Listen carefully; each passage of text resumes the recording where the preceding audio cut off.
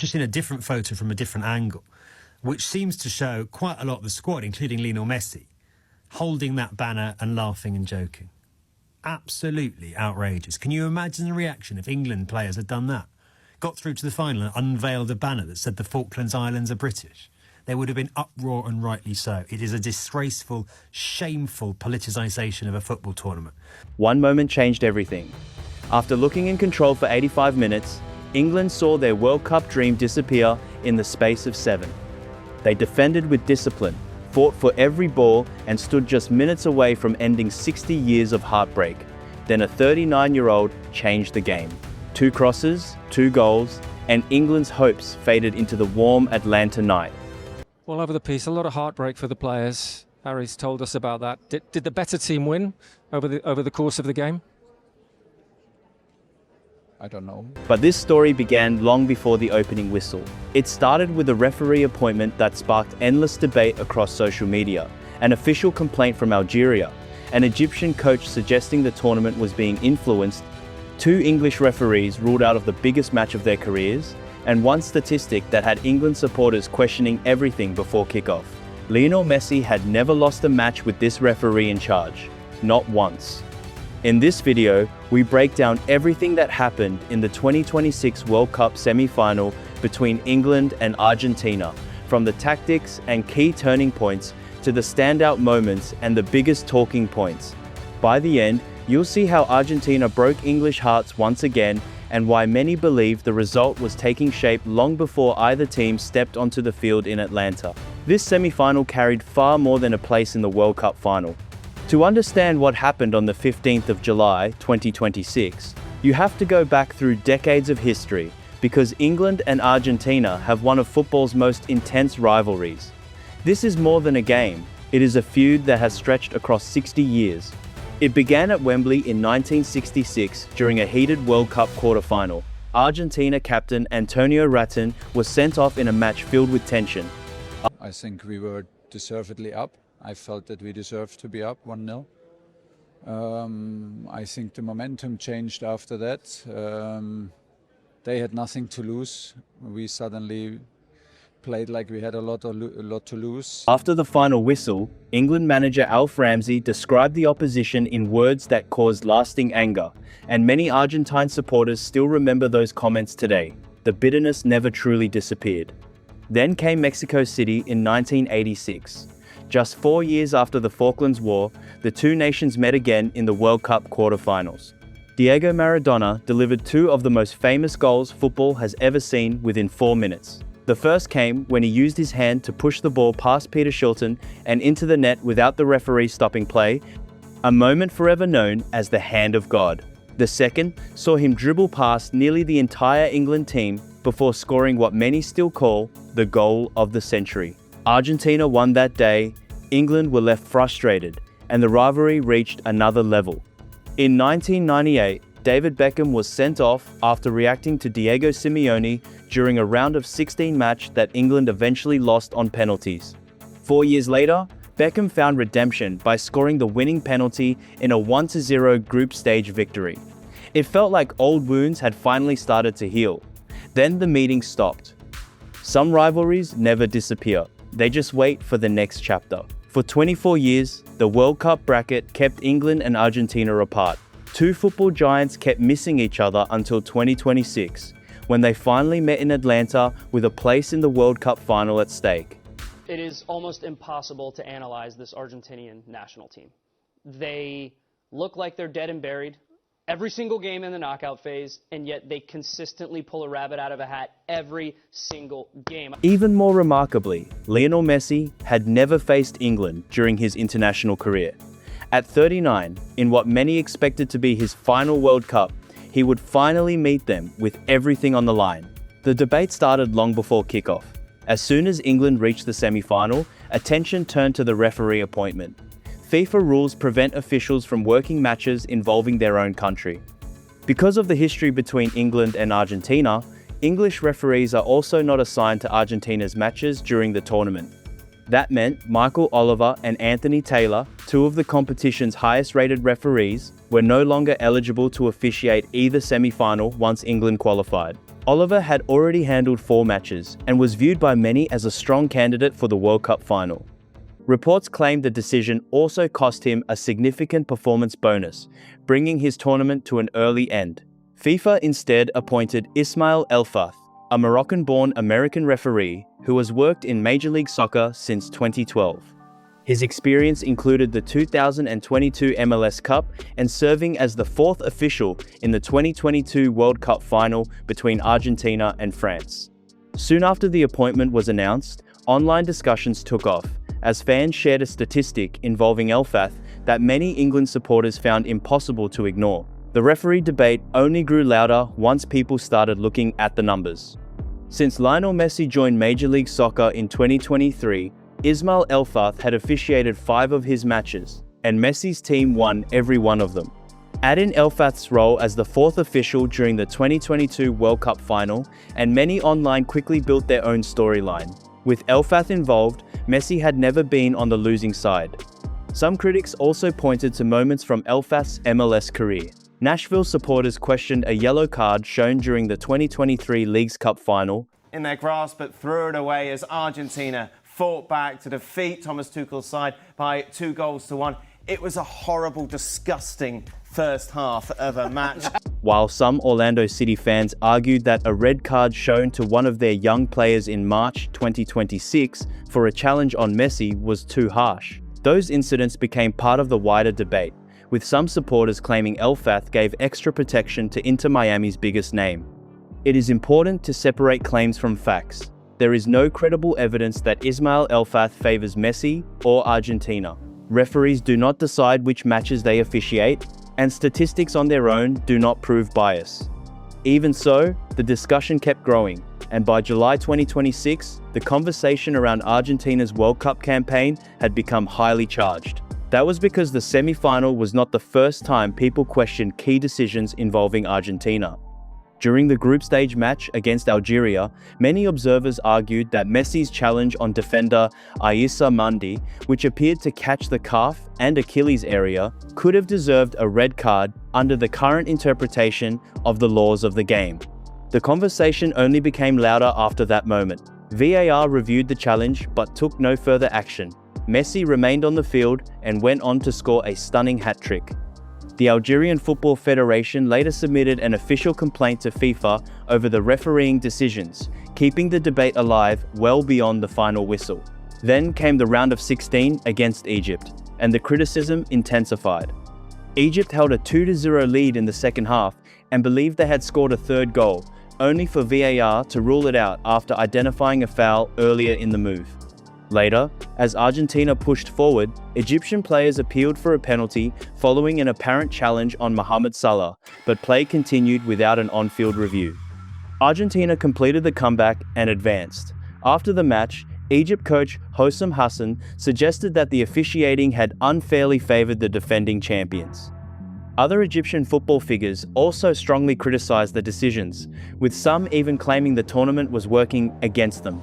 By the quarterfinals, social media had given the controversy a nickname that spread rapidly: VARgentina. Supporters used it whenever a close decision went Argentina's way or a review sparked debate. For many online, it became part of a wider theory that FIFA wanted Messi in another World Cup final because of the story it would create.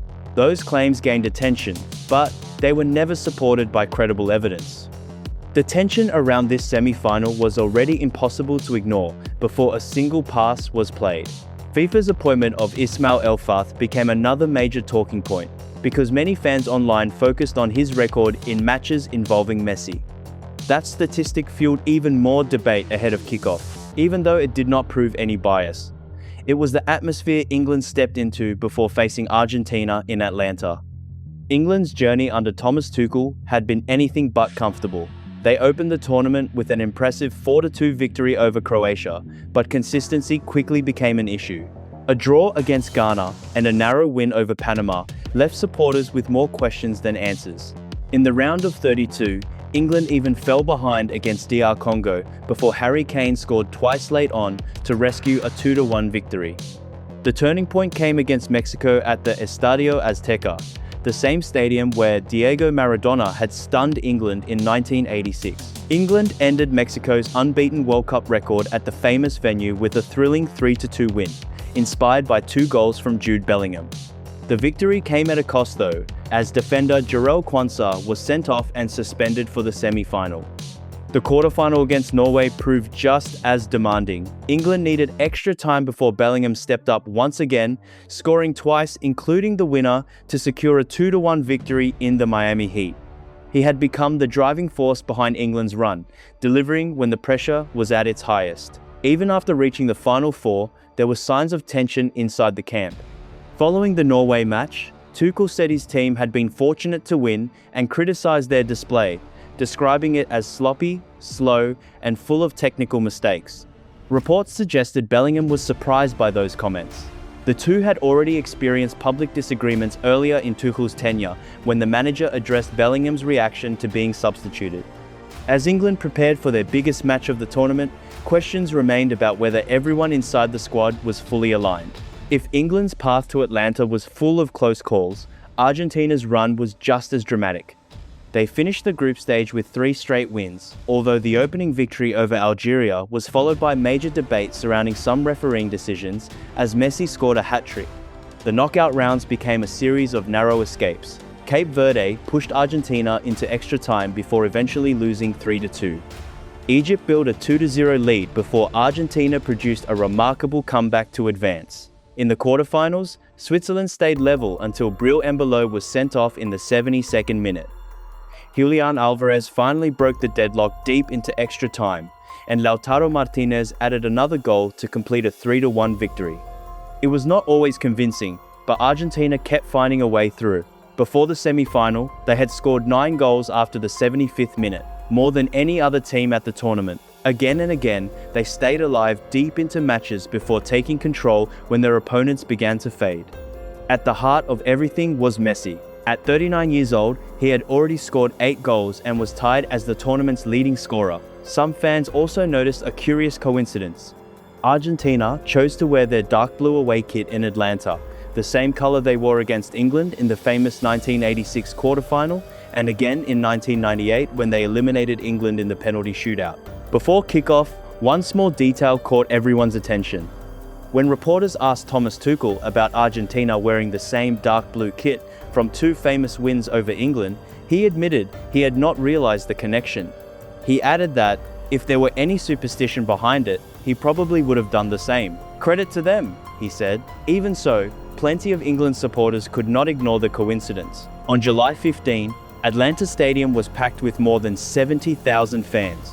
A place in the World Cup final against Spain was waiting for the winner. The stage was set for a classic contest, but the opening moments looked more like a battle than a football match. The first half quickly turned physical. Players from both teams clashed, appeals surrounded the referee, and strong challenges kept interrupting the flow. Several tackles left players on the ground, with both sides demanding fouls and disciplinary action. Some incidents looked serious enough that, on another day, a different referee might have reached for a card. Ismail Elfath instead allowed play to continue whenever possible, and that decision immediately became a major talking point. Some praised his approach for avoiding a match filled with yellow cards, while others believed the lack of early discipline made the game increasingly chaotic. Neither side found any rhythm. Attacks broke down almost as soon as they started, and the teams went into half-time locked at 0-0. The tension kept building until the moment everyone had been waiting for. 10 minutes into the second half, the stadium finally exploded. In the 55th minute, Morgan Rogers looked up from the right wing and delivered a perfectly placed cross. England finally had the breakthrough they had been chasing. Morgan Rogers' cross found Anthony Gordon at the far post, and the Newcastle winger fired his finish past Emiliano Martinez. England led 1-0. They were just 35 minutes away from reaching the World Cup final and ending decades of disappointment. But the match changed almost as soon as the ball hit the net. It was not Argentina who shifted the momentum first, it was England. Instead of pushing for a second goal, Tuchel's side gradually dropped deeper and invited constant pressure from the defending champions. The substitutions made the plan even clearer. Reece James came off. Declan Rice, one of the world's top defensive midfielders, was also replaced. Dan Burn, the towering centre-back, entered the match alongside another defensive option, Nico O'Reilly. England chose to protect their narrow lead rather than keep attacking. That decision immediately became a major point of debate. Many watching questioned whether sitting back against an Argentina side known for late comebacks was the right approach. Cape Verde had come close before fading. Egypt had surrendered a 2-goal lead. Time after time, Argentina had found another level late in matches, and now they had more than half an hour to chase the game. With nothing left to lose, Argentina poured forward. The pressure kept growing with every attack. Alexis Mac Allister rose highest to meet a cross and powered a header against the inside of the post. For a brief moment, England looked beaten, but the ball bounced back into play instead of crossing the line. The warning signs kept piling up, but England struggled to respond. Pinned inside their own half, they spent almost every minute defending. Jordan Pickford's passing became less accurate under the relentless pressure, with long clearances repeatedly giving the ball straight back to Argentina. The attacking threat that England had shown earlier in the match had almost completely disappeared. By full time, the statistics told the story. England managed just 5 shots and finished with an expected goals total of 0.53. Argentina produced 15 attempts and an expected goals figure of 1.84. Whatever opinions people held about the refereeing or the build-up to the match, Argentina had created far more chances over the 90 minutes. In the 85th minute, the pressure finally paid off. Enzo Fernandez struck from distance, forcing Pickford into an outstanding save that pushed the ball over the crossbar. It delayed the danger for only a moment. From the resulting corner, the ball eventually reached Messi just outside the penalty area. With several England defenders drawn toward him, he calmly slipped a pass to Fernandez at the edge of the box. The midfielder curled a superb left-footed shot through the crowd and beyond Pickford into the corner of the net. The score was level at 1-1, and the momentum had completely shifted. England's players looked stunned as Argentina sensed another opportunity. Supporters had already watched this team rescue matches against Cape Verde, Egypt, and Switzerland. Once Argentina found an equalizer late in the game, they rarely slowed down. They kept attacking until the final whistle. With extra time almost within reach, one final attack changed everything. In the second minute of stoppage time, Messi drifted into space on the right as England's tired defense struggled to close him down. He looked up once and delivered a perfectly weighted cross into the box. Lautaro Martinez timed his run between the defenders and guided a header beyond Jordan Pickford. Argentina led 2-1 in the 92nd minute, and England's hopes of reaching the World Cup final were slipping away. The closing moments became increasingly heated. Jude Bellingham fouled Messi deep inside England's half, leading to another confrontation between the players in a match that had already been filled with tension.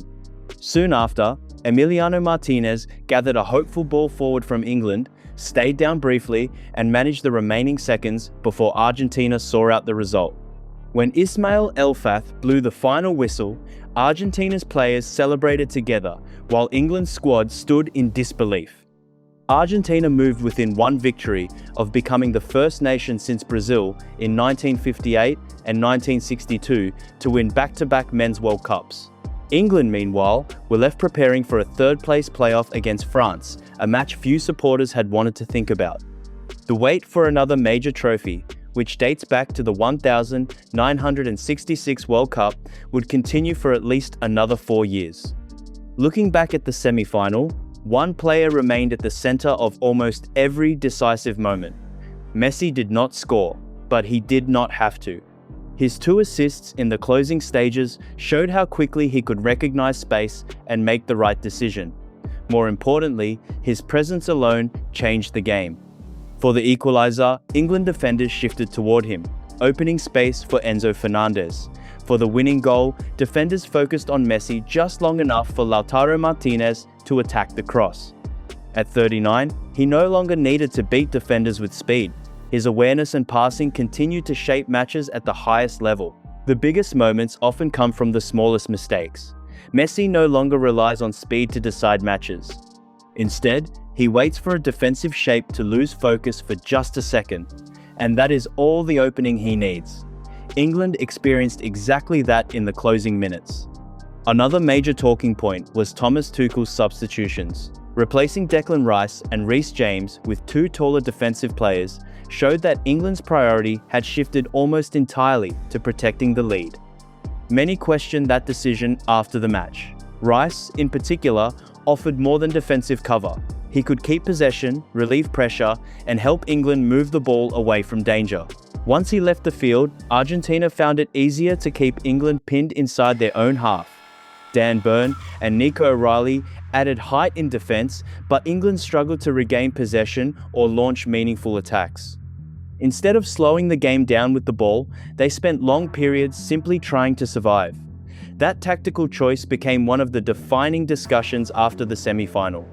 The attacking numbers also raised difficult questions. England finished with an expected goals figure of just 0.53, a low total for a World Cup semi-final. Anthony Gordon took his chance brilliantly. Morgan Rogers created the breakthrough, and many observers praised Jide Spence for an outstanding performance at fullback. Even so, Harry Kane was rarely brought into dangerous areas, while Jude Bellingham had little opportunity to influence the game because England spent so much time without the ball. It is difficult to control a knockout match when possession is almost entirely handed to the opposition. The final stretch of the match revealed exactly what both teams had become. For the last 35 minutes, England spent almost the entire time defending, while Argentina stayed patient and waited for the opportunity they believed would come. That patience had become a defining feature of Lionel Scaloni's side throughout the tournament. Their performances were not always dominant, but they repeatedly found ways to finish matches strongly. By the end of this semi-final, Argentina had scored 10 goals after the 75th minute, more than any other team. That record reflected a consistent pattern. Fresh substitutes added energy, Messi carefully managed his workload, and the team continued attacking until the final whistle. There was also a psychological side to it. Opponents had already watched Argentina rescue games against Egypt and Switzerland, and every late attack carried extra pressure because of those earlier comebacks. When Enzo Fernandez equalized in the 85th minute, many felt the momentum had completely shifted, and England suddenly looked like a team trying to hold on rather than one expecting to win. The refereeing remained another major topic after the final whistle. Ismail Elfath did not make one obvious match-defining decision like a disputed penalty or a clear red card incident. Instead, most of the discussion centered on his overall approach. He allowed several physical challenges to go without early bookings, particularly during the heated first half, and opinions on that style were sharply divided. Some England supporters argued that the lenient approach benefited Argentina's physical style of play, and that time management in the closing stages deserved stronger action. Many Argentina supporters took the opposite view, arguing that Messi received plenty of heavy challenges throughout the match and that England's frustration became more visible as the game went on. More than any single decision, the wider conversation centered on the tournament itself. Algeria had submitted an official complaint after its group stage match. Egyptian football figures had publicly criticized the officiating in their knockout defeat, and the nickname VARgentina had spread widely across social media. Against that backdrop, many online continued pointing to Elfath's unbeaten record in matches involving Messi. For some, it added to existing suspicions. For others, it was simply a statistic without evidence of favoritism. The debate continued long after the semi-final had ended. The debate did not end when the final whistle blew. For many people, the discussion had started days earlier with the referee appointment. When a World Cup semi-final is surrounded by questions before kickoff, confidence in the process can be affected regardless of how the match itself unfolds. Many England supporters left Atlanta, convinced the circumstances had raised unnecessary doubts. Whether those concerns were justified is still argued today. Looking only at the football, Argentina produced more chances, controlled the closing stages, struck the post, and stayed calm when the pressure was at its highest. England defended bravely for long periods, but once they retreated deeper, Argentina steadily took control. The winning goal summed up the difference. Messi's vision created the opening, and Lautaro Martinez finished with the composure expected from a striker of the highest level. Argentina's path through the tournament had not always been convincing, but reaching consecutive World Cup finals required quality, resilience, and the ability to deliver in decisive moments. That is also why meetings between England and Argentina are remembered for far more than the final score. Every generation adds another chapter to a rivalry already shaped by famous moments from 1966, Maradona's unforgettable performance in 1986, and David Beckham's sending off in 1998. The 2026 semi-final became another entry on that list, with England leading for 85 minutes before everything changed in the final 7, while the referee debate remained part of the conversation throughout. The tournament now turns to its biggest stage. At New York, New Jersey Stadium, Argentina will meet Spain in the World Cup final. It will bring together Messi and Lamine Yamal for the first time on football's grandest stage, with many viewing Yamal as one of the brightest stars of the next generation. Messi will also have the chance to help Argentina win a second straight World Cup, a feat no men's national team has achieved since Brazil's titles in 1958 and 1962. No matter how you view Argentina's journey to the final, the stage is now set for one of the biggest matches football can offer. England, meanwhile, must settle for a third-place playoff against France before returning home to face the questions that will follow this defeat for years. Thomas Tuchel's substitutions will be analysed from every angle. The decision to defend deeper after taking the lead will be replayed over and over, as fans wonder what might have happened if England had kept attacking instead. By the time the next World Cup arrives in 2030, Jude Bellingham will be 27 and entering what should be the peak of his career. Harry Kane will be 36, with another chance at the biggest prize in football, far from guaranteed. England's wait for another major trophy continues. 60 years became 64 the moment Lautaro Martinez's header crossed the line. In the end, that may be the lasting image from Atlanta. Not the referee debates, not the online arguments, not even the tactical decisions. England stood on the edge of history, but chose to protect what they had. Argentina faced elimination once again and trusted the mentality that had carried them through the tournament. One side tried to hold on, the other believed there was still another chance to win. Messi finally faced the last major football nation missing from his international career and helped decide the match without finding the net himself. Now, one final challenge remains, with football history waiting once again. If you enjoyed this breakdown and want more football documentaries, tactical analysis, legendary rivalries, and the biggest stories from around the game, make sure to like this video, subscribe to Matchio, and turn on notifications so you never miss an upload. Every week we bring you detailed deep dives, unforgettable football moments, and the stories behind the headlines. Thanks for watching, and we'll see you in the next video.